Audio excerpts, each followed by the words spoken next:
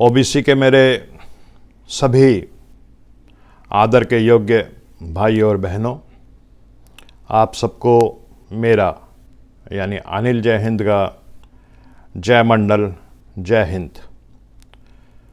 साथियों, हम में से जो प्रबुद्ध और जागरूक लोग हैं उन सबको मालूम है कि पिछले दिनों ओबीसी के साथ कितना बड़ा अन्याय हुआ है।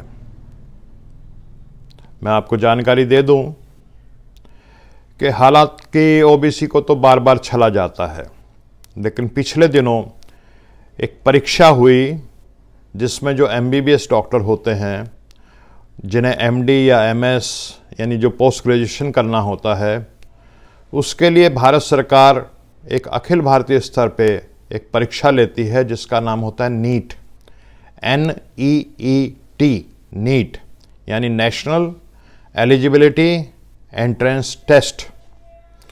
और इसके द्वारा देश की जो 50% MD/MS की जो सीटें हैं वो भरी जाती हैं। दुख के साथ कहना पड़ रहा है कि जो हमारा 27% का आरक्षण का अधिकार संविधान ने हमें दिया, सुप्रीम कोर्ट ने जिस पे 16 नवंबर 1992 को मोहर लगा दी, वो इस नीट परीक्षा में हमें हमारा अधिकार नहीं दिया गया। हमारा कसूर क्या है? दोस्तों, हमारा कसूर ये है कि हम बहुत ज्यादा बर्दाश्त करते हैं। जो आरक्षण अन्य पिछड़ा वर्ग को 1950 में मिल जाना चाहिए था, जब संविधान लागू हुआ 1990 तक नहीं मिला। 40 साल तक अन्य पिछड़ा वर्ग को आरक्षण से वंचित रखा गया। जो आरक्षण 52% आबादी को 52% मिलना चाहिए था, 27% मिला। हम उसको भी बर्दाश्त कर गए, क्रीमी लेयर लगा दी, कोई बात नहीं। हमारी बर्दाश्त करने की ताकत बहुत ज्यादा है। हम एक के बाद एक बर्दाश्त करते रहे, लेकिन हम कब तक बर्दाश्त करेंगे?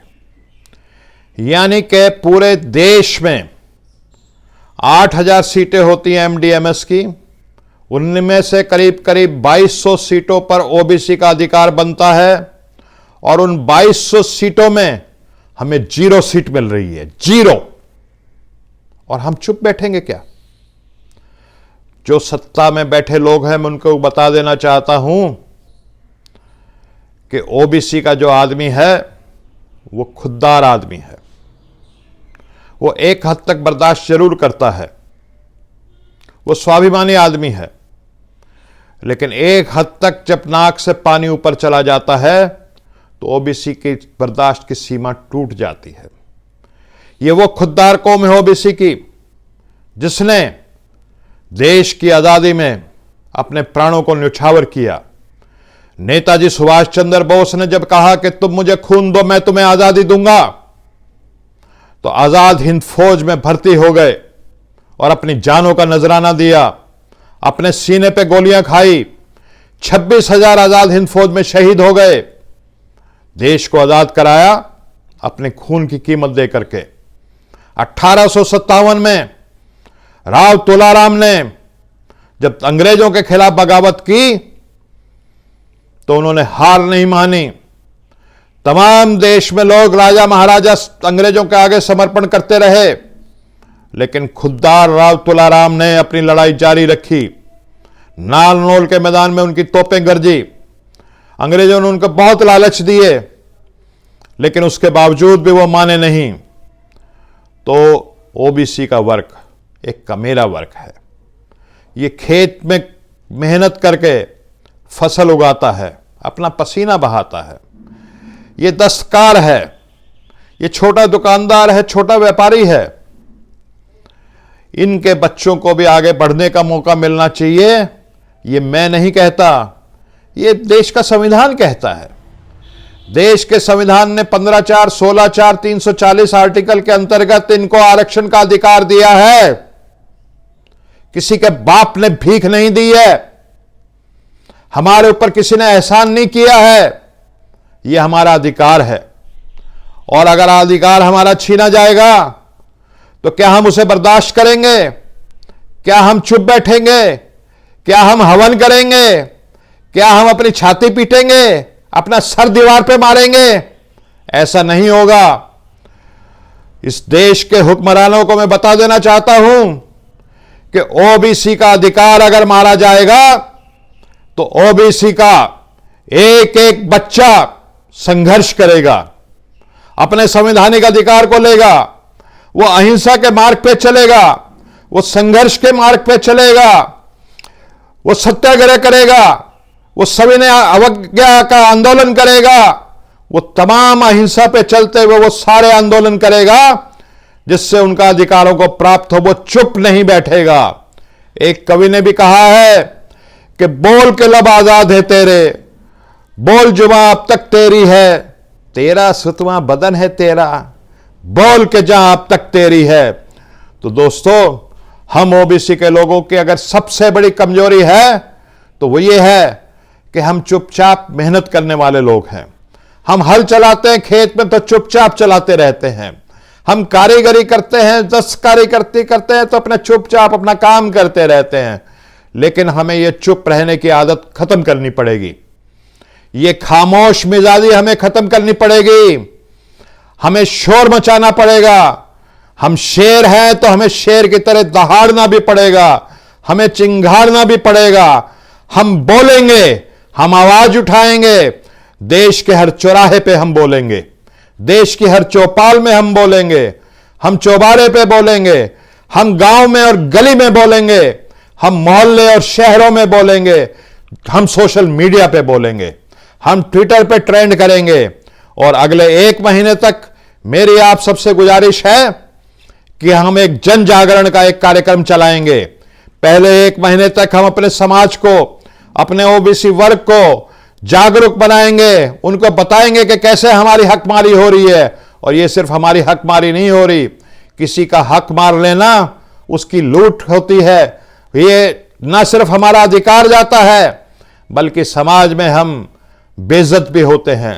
दूसरे लोग हमारे पे हंसते हैं कि भाई हमने तो इनका अधिकार मांग लिया और ये चुपचाप बैठे हुए हैं। हम इज्जतदार लोग हैं, हम खुददार लोग हैं। हम अब अधिकारों के लिए लड़ेंगे। और हमारे जितने भी महापुरुष हुए हैं उन्होंने एक बात हमें सिखाई है कि जुल्म करने वाले से ज्यादा पापी और ज्यादा जुल्मी वो होता है जो जुल्म को सहता है। मैं एक बात कहूंगा आपसे कि आपके अंदर सोया हुआ जुनून, आपके अंदर सोया हुआ जुनून जिस दिन जाग गया, आपका जुनून जिस दिन जागा, जुल्म के हाथ से तलवार भी गिर जाएगी।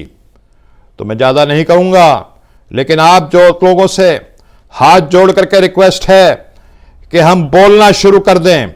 सोशल मीडिया पे बोलें, व्हाट्सएप पे बोलें, व्हाट्सएप के ग्रुप में बोलें, फेसबुक पे बोलें, फेसबुक के ग्रुप में बोलें, ट्विटर पे ट्रेंड कराएं।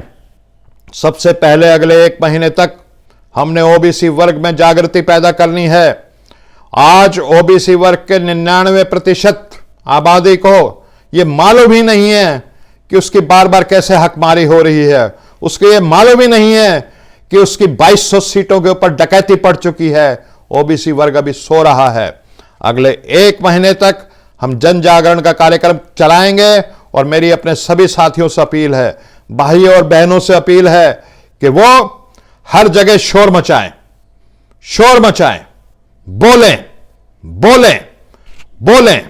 अपने दोस्तों को फोन करके बोलें, अपने रिश्तेदारों को फोन करके बोलें, सोशल मीडिया पे लिखें। और जब एक हद तक हमारी जागृति हो जाएगी तो फिर हम सड़क का आंदोलन भी करेंगे। क्योंकि लोहिया जी ने भी कहा था कि जब सड़कों के ऊपर सुनसान हो जाता है, जब वो लोग जिनका हक मारा जाता है वो सड़कों पे नहीं आते, तो पार्लियामेंट जो है वो बदमाश हो जाती है, लुच्ची हो जाती है, लफंगी हो जाती है और वो अंट-शंट निर्णय करती है। हुक्मरान अंट-शंट निर्णय करते हैं। तो ये डेमोक्रेसी है, ये जमहूरियत है, ये लोकतंत्र है, ये जनतंत्र है। और जनतंत्र में जो भी हुक्मरान होते हैं वो कोई बादशाह नहीं होते, वो हमारे सेवक होते हैं, वो हमारे प्रतिनिधि होते हैं, और उनके ऊपर लगाम कसना हमारा कर्तव्य बनता है। हम इस जुल्म को होने नहीं देंगे। और साथियों, मैं दावे के साथ कहता हूं कि अगर आप और हम जिस दिन जाग जाएंगे, आवाज उठाएंगे, तो ये हमारी हकमारी उस दिन खत्म भी हो जाएगी। तो मैं ज्यादा नहीं कहूंगा, इन्हीं शब्दों के साथ मैं आपसे हाथ जोड़ करके अपील करता हूं कि अपनी आने वाली नस्लों के लिए, अपने आने वाले बच्चों के लिए, अपनी खुददारी के लिए, अपने स्वाभिमान के लिए, अपने संवैधानिक हक के लिए हम बोलेंगे। आज से हम बोलेंगे, हम संघर्ष करेंगे, हम लड़ेंगे, हम संविधान के रास्ते पे चलेंगे, हम अहिंसा के मार्ग पे चलेंगे। इन्हीं शब्दों के साथ आपको मेरा जय मंडल, जय हिंद।